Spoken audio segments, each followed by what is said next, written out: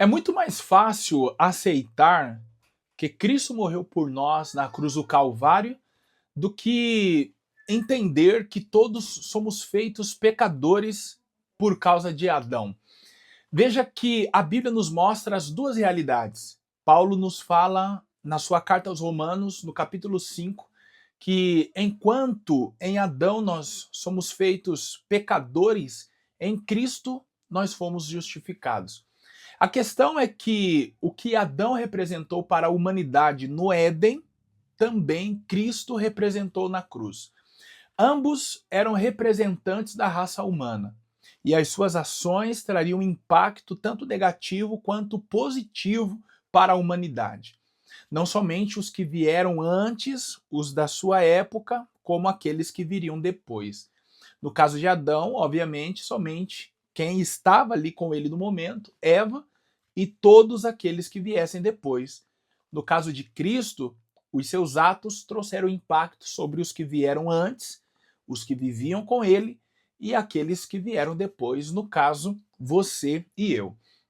Sendo Adão representante da raça humana, no momento em que ele pecou, isso então foi transferido para a humanidade. É por isso que dizemos que somos pecadores em Adão. No entanto, a boa notícia é que em Cristo nós somos feitos vencedores, nós fomos justificados, podemos dizer que somos salvos, porque igualmente ele representou na cruz a raça humana. Como entender isso então?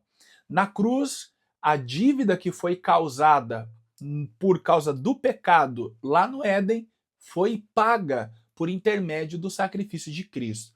Mas a grande questão aqui é a quem essa dívida foi paga.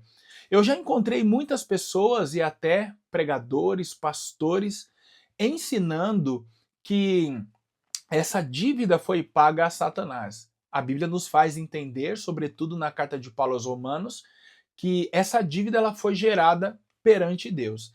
Basta nós observarmos os evangelhos quando Jesus, por exemplo, disse a Pedro a parábola do credor incompassivo, que, ajustando contas com os seus servos, encontrou um homem que lhe devia 10.000 talentos de prata. Entendendo que um talento de prata, na época, era o equivalente a 6.000 dracmas, e uma dracma era o pagamento por um dia de trabalho, hoje nós chegaríamos a um montante com o valor atual impossível de ser pago por muitas gerações, entendendo então que na época as dívidas não caducavam, mas eram transferidas de pai para filho, e não havendo como pagar, todos deveriam pagar como escravos. Logo aquele homem entrou em desespero, porque ele não tinha como pagar. Então ele iria comprometer a sua liberdade e dos seus futuros descendentes. Mas, de uma forma inexplicável, aquele pai, aquele senhor, resolveu perdoar a dívida. Com isso, Jesus estava mostrando para Pedro que, embora os homens não conhecessem o perdão e a misericórdia, em Deus nós poderíamos encontrar tudo isso. Então, quando Jesus diz sobre um Senhor, ali ele está, nesta parábola, representando o próprio Deus e a humanidade que o devia e agora teria, sem explicações, o pagamento da sua dívida sanada. No caso, quando eu digo sem explicações, é porque as explicações que o mundo queria, elas não existem. E quais seriam? O homem providenciar os seus próprios meios para o pagamento dessa dívida e a salvação da condenação eterna. Mas Deus é o grande providenciador do pagamento da dívida que nós, enquanto homens, causamos por causa da desobediência. É sobre isso que nós iremos falar hoje, a promessa de salvação. Eu sou o pastor Lucas Gomes, professor de hermenêutica e também de homilética, e estou aqui para auxiliar você, professor, na organização da sua próxima aula dos adultos. Estamos no quarto trimestre de 2024, quase terminando o ano, e eu fico muito feliz em saber que você está aqui para juntos aí compartilharmos conhecimento. Eu quero dizer que os comentários estão abertos para você. Você pode deixar perguntas, comentários, e eu preciso agradecer todas as pessoas que semanalmente têm se inscrito aqui no canal. Tem sido mesmo surpreendente. E neste exato momento nós estamos perto dos 2.300 inscritos. Se você ainda não for inscrito no canal, por favor, se inscreva, ative o sininho para que você jamais perca tudo que acontecer aqui. Tem muita coisa boa acontecendo e eu quero que você participe de todas elas. Como incentivo, eu quero dar a você a Torá comentada. Você poderá, no final deste trimestre, concorrer à Torá comentada. Está novinha. E o que é a Torá, para quem não sabe? É o comentário dos 5 primeiros livros: Gênesis, Êxodo, Levítico, Números e Deuteronômio. Então, se você quiser receber, tendo aí apenas somente os custos com as taxas do correio, mas não pagando nada mais por isso e recebendo gratuitamente na sua casa, você então irá fazer o quê? Tirar um print dessa pré-aula e me marcar nas suas redes sociais. Aqui já aparece para você o meu arroba. E aí você me encontra no Instagram, você me encontra no TikTok, mas está valendo somente para o Instagram. Você vai tirar um print dessa pré-aula e vai postar lá nos seus stories e vai me marcar, @pastor Lucas Gomes Oficial. E aí eu vou repostar isso, obviamente, e irei anotar o seu arroba. No final do trimestre, aqui na nossa pré-aula, eu prometo então compartilhar o sorteio e quem sabe você possa ser o ganhador. Muito fácil, né? Muito bem. Como eu falei, eu sou professor de hermenêutica, de homilética e escrevi um livro na área. O título é Mentoria para Pregadores, Leia, Interprete e Aplique Melhor os Seus Sermões. Tenho também um segundo livro, Água, Ele Ainda Transforma em Vinho. Este primeiro tem como objetivo auxiliar você na leitura da Bíblia. E aqui é com o fim da interpretação.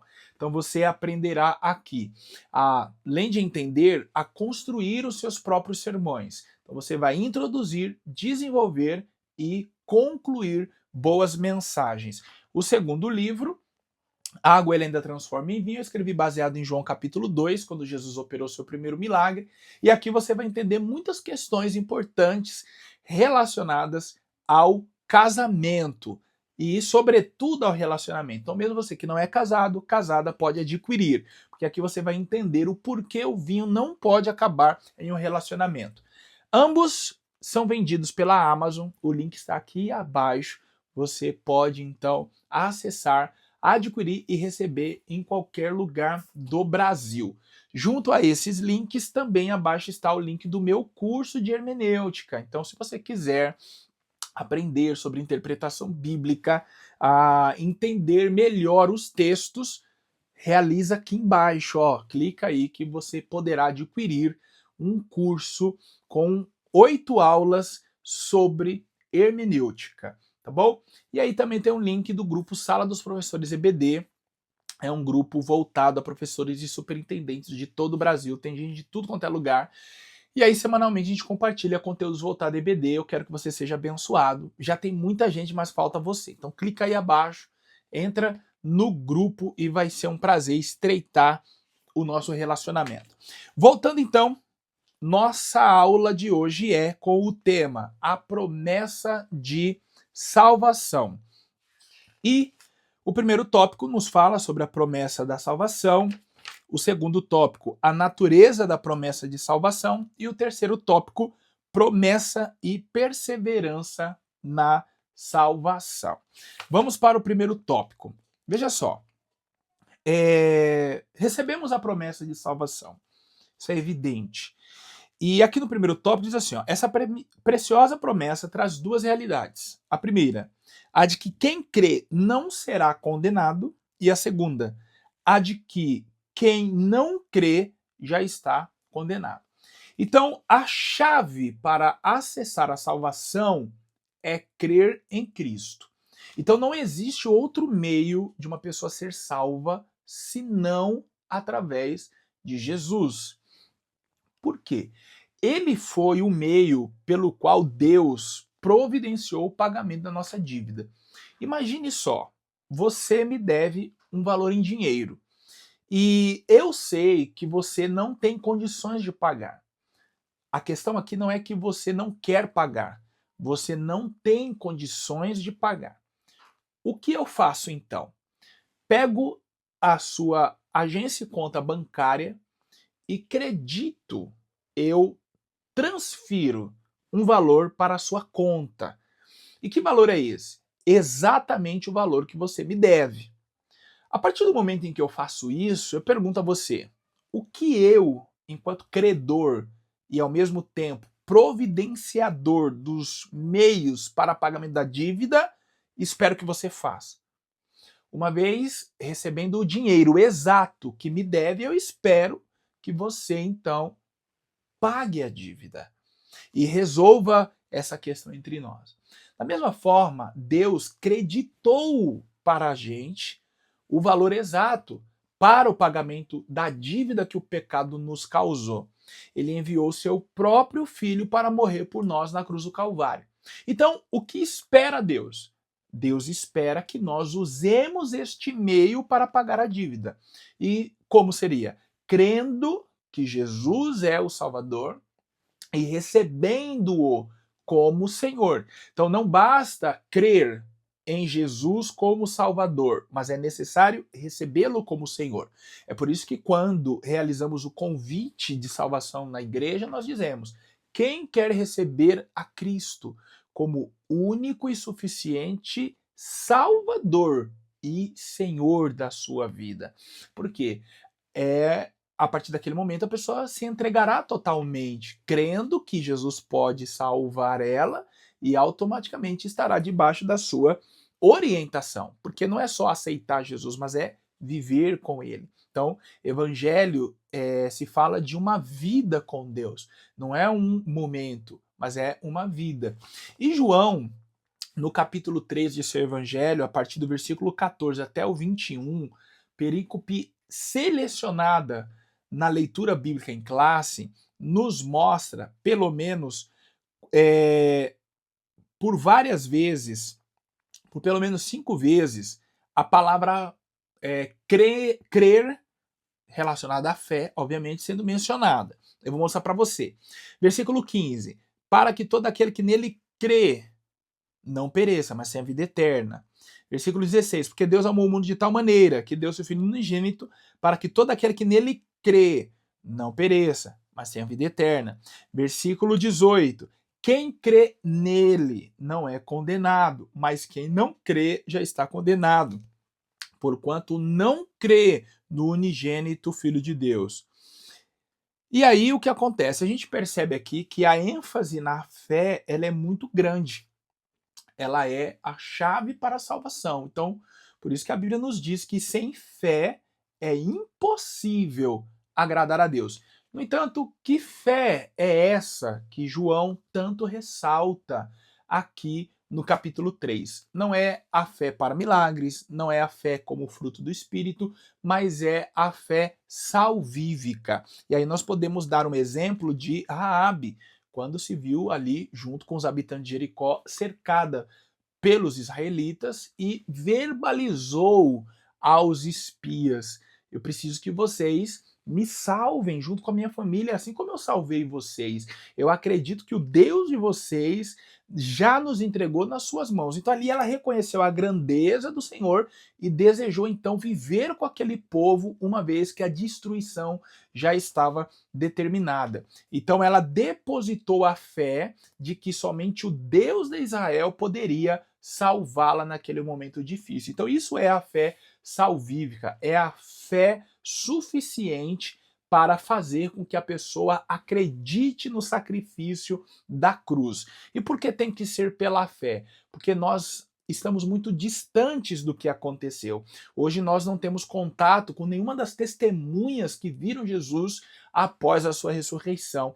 Nós não temos contato com ninguém que foi amigo de uma testemunha. Então, hoje, mais do que em qualquer outra época, receber Jesus como Salvador é pela fé. E aí, no segundo tópico, nós temos o título, A Natureza da Promessa de Salvação.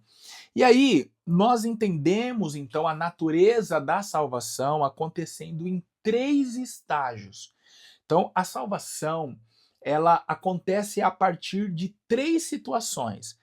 A primeira recebe o nome de justificação, a segunda etapa recebe o nome de regeneração e a terceira recebe o nome de santificação.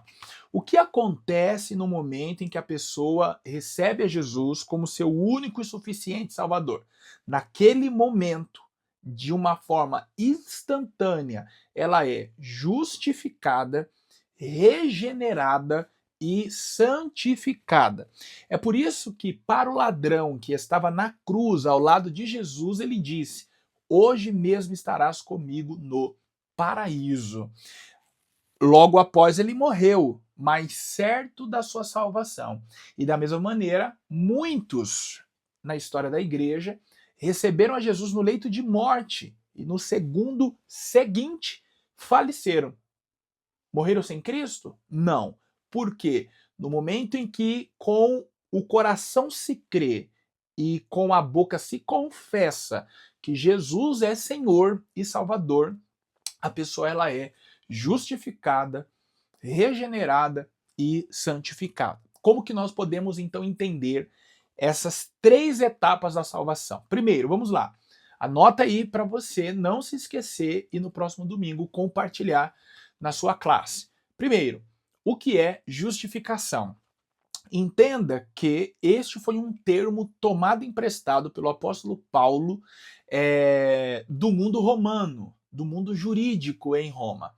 E o que era justificação? Primeiro, existia uma condenação. Segundo, um condenado. Terceiro, alguém que não tinha envolvimento com a situação se declarava culpado no lugar do condenado. E a partir desse momento, o condenado era absolvido e aquela pessoa morria no lugar. Observe uma coisa aqui. A condenação, ela não era retirada. A execução da pena era mantida. O que mudavam eram as pessoas. Um condenado recebia a liberdade e o liberto é que era então condenado. Da mesma forma, isso aconteceu na cruz. Por quê? A sentença foi mantida e ela exigia a morte para o pagamento da dívida que o pecado causou. Mas o que aconteceu na cruz? Cristo assumiu o nosso lugar. Mas não somente isso. Ele assumiu a nossa culpa e nós assumimos a sua justiça. Compreendem? Então era para nós termos morrido daquela maneira horrível. Mas Cristo assumiu o nosso lugar e igualmente nós assumimos o lugar dele. Então ele toma a nossa culpa e nós recebemos a sua inocência. E isso é justificação. Então a partir deste momento eu sou um pecador regenerado.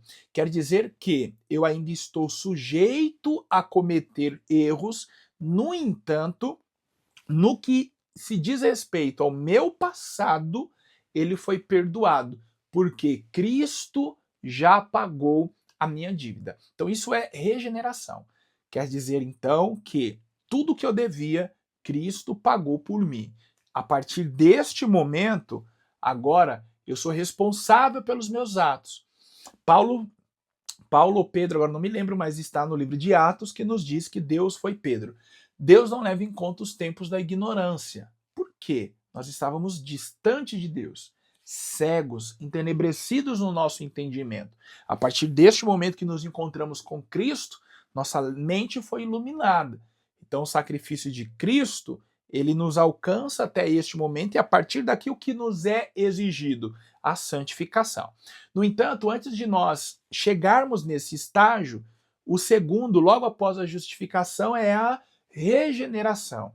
Em João capítulo 3, Jesus tem um diálogo com Nicodemos e ele explica a Nicodemos sobre o novo nascimento, que não acontece da água, ou melhor, que não acontece da vontade do homem, né, da carne, mas é um novo nascimento no espírito. O que é isso? Quer dizer que a partir do momento em que alguém se encontra com Jesus, ela passa a ser uma nova criatura. O novo nascimento não é como Nicodemos entendeu, o homem velho voltar para o ventre de sua mãe, mas é uma ação espiritual. Para você entender melhor, é como se você estivesse sido resetado. Eu gosto de usar esse termo por causa da tecnologia. Você foi formatado. Sabe quando você pega o seu celular, o tablet, o notebook, o computador, e você reconfigura ele para as suas configurações de fábrica? Então, você pode ter uma carcaça toda arrebentada lá, mas o sistema operacional está como quando chegou da loja.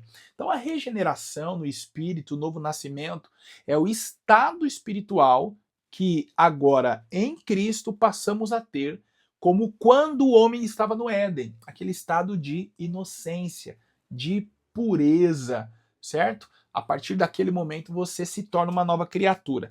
E o terceiro e último, então, momento da salvação é chamado de santificação. Então, por que eu posso dizer que eu sou salvo? Porque eu fui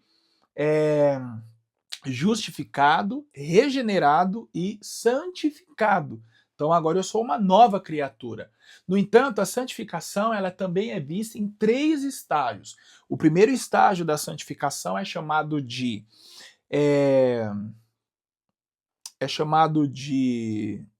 santificação posicional,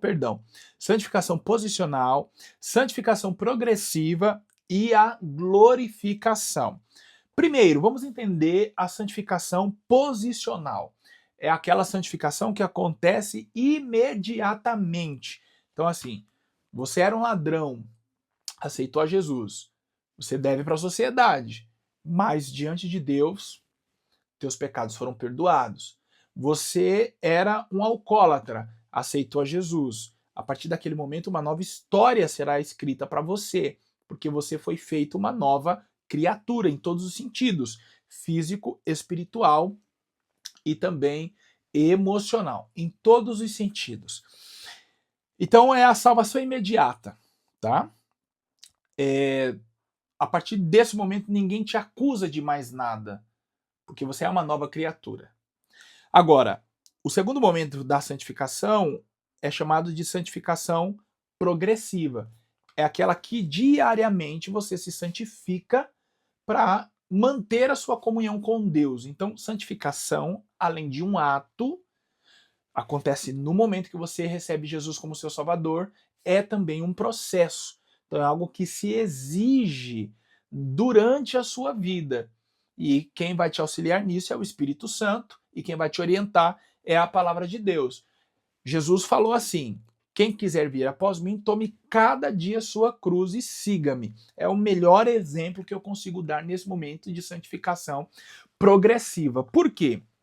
Veja, só carregava o patíbulo da cruz, que era aquela parte horizontal, quem ia para o madeiro, quem ia morrer, quem ia ser executado. Então, nenhuma outra pessoa carregava a cruz se não fosse ser executado. Então, quando Jesus diz para cada dia tomarmos a nossa cruz, é Jesus aqui enfatizando a necessidade de morrermos diariamente. E por que eu preciso morrer diariamente? Quer dizer que hoje eu preciso ter atitudes diferentes de ontem. Então, a santificação progressiva, ela diz respeito ao crente que a cada dia quer melhorar, enquanto cristão, enquanto funcionário, enquanto patrão, enquanto marido, enquanto pai, enquanto filho, enquanto vizinho. Então, quer dizer que eu posso melhorar. A Bíblia me permite se santificar mais. E como ela é progressiva, ela também pode se estagnar ou pode ser interrompida. E aí isso se diz respeito aos pecados, como também ela pode ser retomada a qualquer momento. E aí, o último estágio da salvação e da santificação é a glorificação. Nesse momento aqui, nada mais nos ameaçará. E a gente entende melhor lendo a primeira carta de Paulo aos Coríntios, capítulo 15, primeira carta de Paulo aos Coríntios, capítulo 15, melhor, porque lá ele diz que o mortal se revestirá da imortalidade e o corruptível se revestirá da incorruptibilidade. Então, a partir desse momento, o pecado que hoje nos ameaça, o qual ainda somos sujeitos a cometer, não nos ameaçará mais, porque não estaremos mais em um corpo corruptível, em um corpo pecaminoso, em um corpo mortal que vai morrer, mas nós estaremos em um corpo glorificado. Então é o estágio onde o pecado não nos ameaçará mais. O terceiro e último tópico, então, nos fala sobre promessa e perseverança na salvação. Então, João, ele nos mostra no capítulo 3, que foi tomado como leitura bíblica em classe, com clareza que o nosso Senhor é o centro da promessa de salvação. Então, se a gente tirar Jesus da pregação de salvação, nós não temos uma pregação de salvação, entende? Então, Jesus e a salvação está intrinsecamente relacionado. E aí eu mostro isso para você na leitura bíblica em classe. Versículo 14, eu vou só dar as referências do Filho de Deus, o Filho do Homem. Vamos lá. Versículo 14, Filho do Homem, versículo 15, é uma referência indireta, né? Para que todo aquele que nele crê, nele quem? O Filho de Deus, né? O Filho do Homem. Versículo 16, porque Deus amou muito de tal maneira que deu seu Filho unigênito. Então veja que Jesus aparece diversas vezes, dos versos 14 ao 21. Olha aqui o que a Bíblia diz assim, ó. E a condenação é esta, que a luz veio ao mundo e os homens amaram mais as trevas do que a luz. Que luz é essa que veio ao mundo? Jesus. Então, ele é o centro, o tema central quando o assunto é salvação. Então, isso quer dizer que nós não somos salvos no nome e nenhum outro nome, senão no nome de Jesus. E aí, para terminar, o ensino bíblico do Novo Testamento afirma que ao passar pela morte, o salvo já está imediatamente com Cristo. Para que vocês entendam isso bem, porque tem muitos crentes que têm medo do trono branco, né? Lê lá Apocalipse, fica preocupado e tal. Como que a gente entende essa questão do julgamento aí, biblicamente falando, para aquele que morreu em Cristo? Ao morrer em Cristo, nós aguardaremos o arrebatamento da igreja, isso se não formos arrebatados vivos, nós aguardaremos o arrebatamento da igreja. Sendo então arrebatados, seremos transformados, e o primeiro julgamento e único que passaremos será o tribunal de Cristo. Paulo fala sobre ele na primeira carta aos Coríntios, capítulo 3, e ele também fala aos Romanos. E esse tribunal servirá para julgar obras, e não mais decidir quem será salvo ou não. É apenas para decidir o galardão das suas obras. Logo, ao terminar a grande tribulação, Cristo retornará em glória com a igreja. Acontecerá então o milênio, depois a guerra do Armagedon, conforme o Apocalipse, para então haver o julgamento do trono branco. Quem estará diante dele? Todos os mortos que morreram sem Cristo. A igreja já estará salva. Então, se morrermos em Cristo, nada mais ameaçará a nossa salvação. Eu quero já deixar o convite para a próxima aula, que tem por título A Promessa de um Coração Novo. Bom, eu tenho certeza que você vai gostar dessa aula, estou animado e eu sei que será uma bênção na sua vida. Na verdade, não é a promessa de um coração novo, é a promessa de cura divina, tá bom? Peço que você se inscreva no canal, deixe o seu like, os comentários são seus, fique à vontade. Não esquece que a partir desta aula você está concorrendo à Torá comentada, então tira um print aqui da aula, posta lá no Instagram, marca o meu arroba, tá aqui, ó, arroba Pastor Lucas Gomes Oficial. Eu vou anotar seu arroba e no final do trimestre eu vou sortear e chamar você no Instagram, para você então me passar seu endereço e eu te enviar. Os únicos custos que você terá será do correio, nada mais. A Torá comentada vai chegar na sua casa de presente. Não esquece dos meus livros, mentoria para pregação, água ele ainda transforma em vinho. Os links para você adquirir pela Amazon está aí abaixo. O link do grupo Sala dos Professores EBD tá aí também. Enfim, eu desejo a você somente uma semana de vitória, tá bom? Deus abençoe e muito obrigado.